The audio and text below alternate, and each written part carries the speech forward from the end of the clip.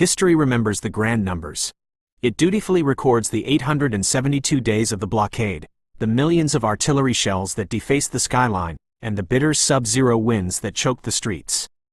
It catalogues the single, wretched slice of daily bread, thin as a ribbon, mixed with sawdust and mold, meant to keep a human being alive for 24 hours. But history, by its nature, cannot feel the cold. An 11-year-old schoolgirl named Tanya did. In the winter of 1941, the world shrank to the size of a freezing room. There were no lessons left to learn, no games left to play. There was only the howling wind, the thud of distant artillery, and the slow, rhythmic fading of the people she loved.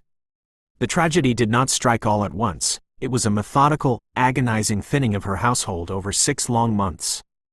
It began with her older sister, Zhenya, who worked double shifts at the munitions factory to support the front lines, walking for hours through snowdrifts in the pitch dark until her heart simply gave out at noon.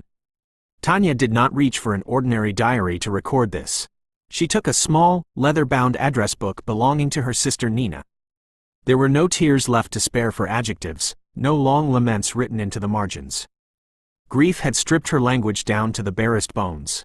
She flipped to the corresponding letter of the alphabet, pressed her pencil hard into the paper, and recorded the name, the date, and the hour. Death became a quiet, regular visitor to the apartment, ticking systematically through the alphabet of Tanya's life. In January, the cold claimed her beloved grandmother. By March, her brother Leka, who loved music and brightened the dark rooms, succumbed in a stark, unheated hospital ward. Then followed Uncle Vasya, and soon after, Uncle Lyosha. With every name Tanya recorded, a piece of her own childhood was buried beneath the permafrost. The apartment grew progressively quieter, the remaining family members moving like slow shadows through a tomb of concrete and ice. By the time spring brought a cruel, mocking sunshine to the city, the anchor of the home was lost. In May, her mother took her final breath, leaving an 11-year-old girl entirely alone in the silence.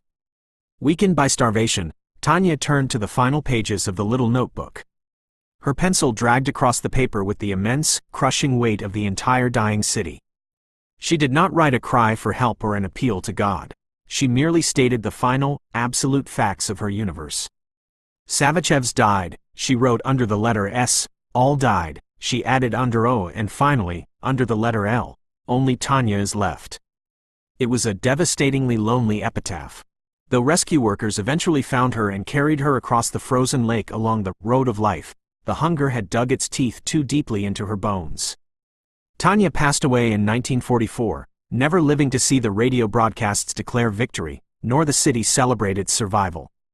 Tanya Savicheva was gone, but she left behind a weapon the enemy could neither silence nor destroy.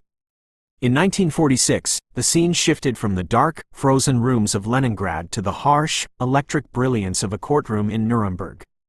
Before judges, journalists, and the architects of the war, a stone-faced prosecutor held aloft a tiny, fragile address book. It did not contain military strategies or troop numbers, yet it spoke louder than any general and carried more weight than any bomb. It was a child's ink testifying directly from the grave, an ironclad piece of evidence that forced the world to look into the eyes of a single child and understand exactly what had been stolen from the dark rooms of the blockade.